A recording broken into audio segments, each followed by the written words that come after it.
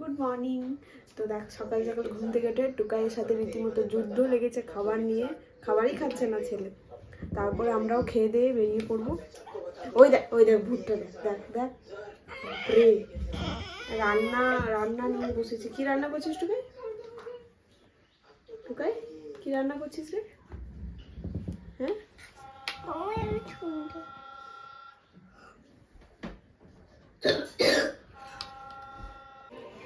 সকালের ব্রেকফাস্ট সাদা আলু তরকারি, পরোটা আর খেজুর গুড়।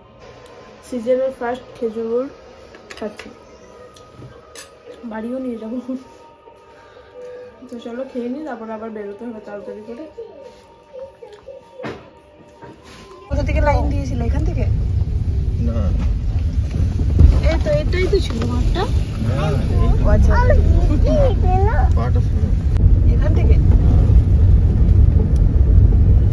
এখান থেকে কালকে মানে কি লেভেলের ভিড় ছিল।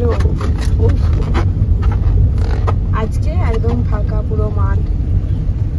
এখান থেকে একজন মনে হচ্ছে কে টপকে পড়ে যাচ্ছিল না, এই জায়গাটা থেকে। হ্যাঁ এই জায়গাটা থেকে টপকে যাচ্ছে।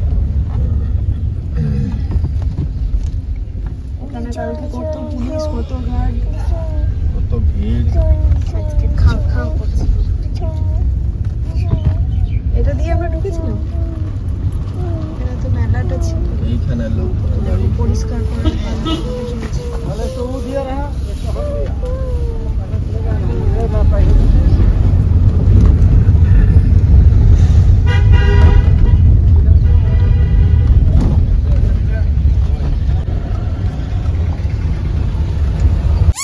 কই আরেকবার জোরে এ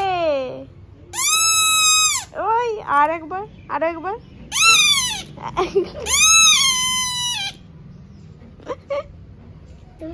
আমি করবো।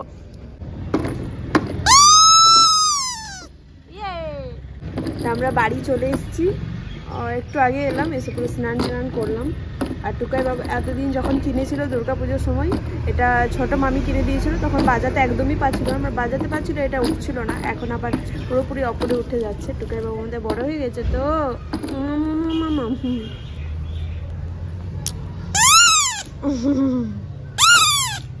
এখন টুকাইয়ের গাড়িতে চেপেছি নাকি? টুকাই কোথায় নিয়ে যাচ্ছ আমাকে?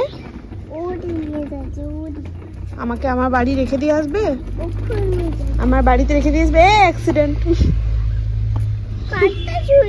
এখন কি রান্না হচ্ছে বলতে পারছি না, কারণ আমি মাকে দেখলাম বাঁধাকপি আর কি বলে কুমড়ো, যে ফুলটা হয় সেটা অনেক দিন করে পাচ্ছি ফাইনালি। কারণ কুমড়ো গাছ যতবার লাগানো হয় ততবার কোনো না কোনো কারণে মরে যায়, ফুল হয় না। কিন্তু এবছর দেখলাম হয়েছে, মা তুলে রেখেছে।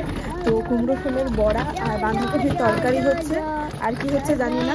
আর কোথা থেকে এসে পর আমার একদম রান্না করতে ইচ্ছে করে না, একটু কারোর হাতে রান্না খেতে ইচ্ছে করে, সেটা মা হোক শাশুড়ি মা হোক যাই হোক। তো মা করছে, যদি রান্না করতে আমাকে বলে তাহলেই করবো, না তো নিজে থেকে যে পুরো তো আজকে আমি আর করছি না।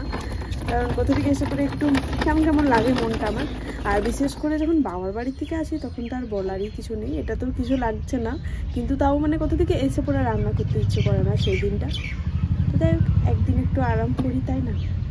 হ্যালো এভরিওয়ান, গুড ইভিনিং সবাইকে। তো তারপরে তো সারা দুপুর আর তোমাদের সামনে আমার আসাই হয়নি, কারণ হচ্ছে শরীরটা একটু মানে কি বলবো ভালো লাগছে না। মানে সে রাত জাগা হয়েছে, রাতে ওই অনুষ্ঠান দেখে এলাম, মানে এসেছি তো 10টার সময়, কিন্তু প্রচণ্ড টায়ার্ড ছিলাম আর কি। আর টুকারও সেরকমভাবে ঘুম হয়নি বলে আমারও ঘুমটা সেরকমভাবে হয়নি, সেজন্য শরীরটা একটু খারাপ।